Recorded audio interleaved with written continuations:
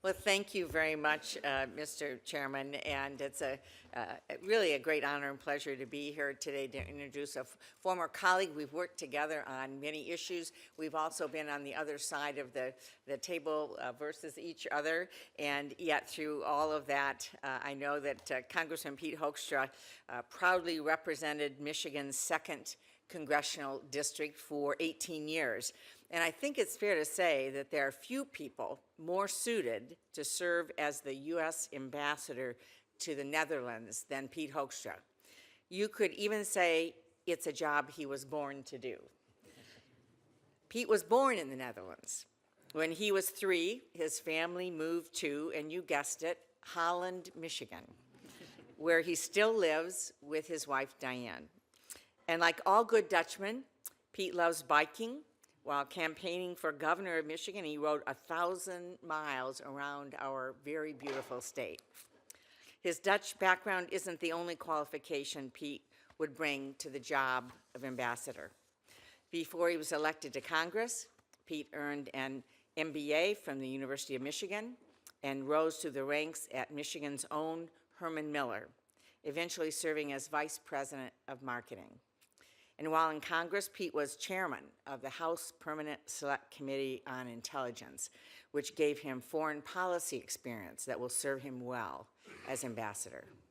And as former Michigan Senator Arthur Vandenberg famously said, in his picture we are proud to have in the reception room of the United States Senate, he said, "Politics stops at the water's edge, and they also stop at the shores of our Great Lakes."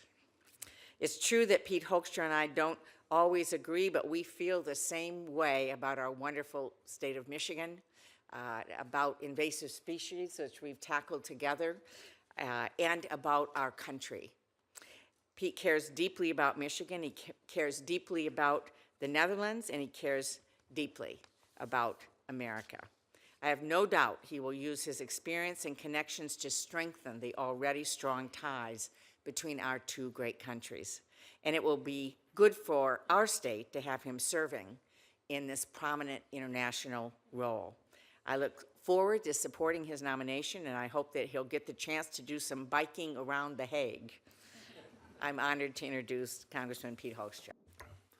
Thank you, Senator or Chairman Johnson, and good to be with you, Ranking Member Murphy, and other distinguished members of the committee. It's an honor to be with you today. I'm deeply appreciative of, the nomination that President Trump has provided to me to be the ambassador to the Kingdom of the Netherlands.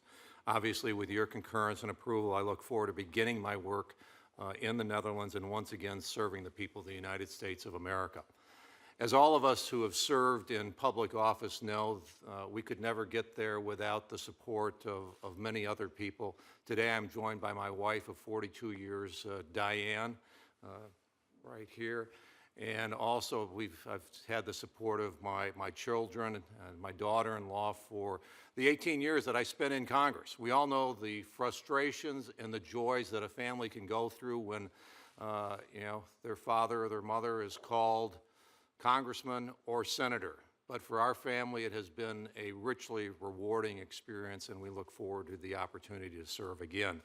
I'm also deeply appreciative of the kind words from Senator Stabenow and the support that I'm also receiving from Gary Peters. I maybe could stop right now and say, I can't add anything more. I can only do damage to what the very, very kind words that Senator Stabenow provided. As she said, in Michigan, we know that politics stops at the water's edge, whether that's Lake Michigan or whether that's the Atlantic. That's how we always thought, and we always had the opportunity to work together. And when we disagreed, it was never on a personal basis, and we always remained friends and respected each other. Obviously, this is a special opportunity for me. I'm a native-born Dutchman. I was born in the Netherlands in 1953. My parents immigrated in 1956. My parents were liberated by American and Canadian troops during World War II. So they had that fondness and appreciation for America. But packing up 3 kids and moving to this country is a wonderful opportunity, and it was a leap of faith. My parents made the commitment that they would become Americans. They actually changed the names of they changed the name of one of their kids because they wanted to make sure that he would be fully able to integrate into American society and become an American. We lived the American dream. My dad ran a small bakery. My mom was a stay-at-home mom. Their kids all had the opportunity to go to college, and 36 years after immigrating to the United States, they had the opportunity to see their son get sworn into Congress. It was all that they had hoped for, and for all of us, it has become our home. The opportunity to go back and represent the United States, it's a humbling opportunity. The Netherlands was the second country to formally recognize this newly born country in 1782. So this is truly a unique and unbroken relationship. The Dutch have continued their strong economic ties. They're one of the top foreign investors in the United States. We have a trade surplus with them of roughly $24 billion per year. They're a strong military ally. They supported us in our war for independence. They've supported us in the war in Afghanistan. 25 Dutch soldiers have sacrificed their lives in Afghanistan. And obviously, that's an important relationship with the threats that we face today, whether it's terrorism, the threat from Russia, and other unnamed threats that we may face in the future. It's hard to find an ally that has been more dedicated and consistent than what the Dutch have been. Obviously, if provided with the opportunity, it will be my job to manage that relationship and leave it stronger and better than what we've been inherited.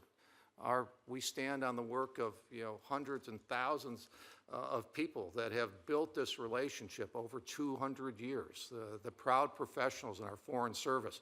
I had the opportunity to meet with many of them when I was on the Intelligence Committee. I respect their work.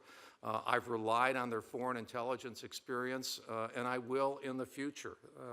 They are truly amazing people. I recognize the obligation of implementing the strategies and policies of the United States. These policies are established in Washington, D.C. I recognize the responsibility to the President. I recognize my responsibility to the Secretary of State. But as a person of the House, I also recognize my responsibility to the Congress of the United States, and I pledge that I will work faithfully and hopefully effectively with both the House and the Senate. With your approval, I look forward to once again having the opportunity to serve this great country. Thank you very much for your time, and I look forward to answering any questions you may have.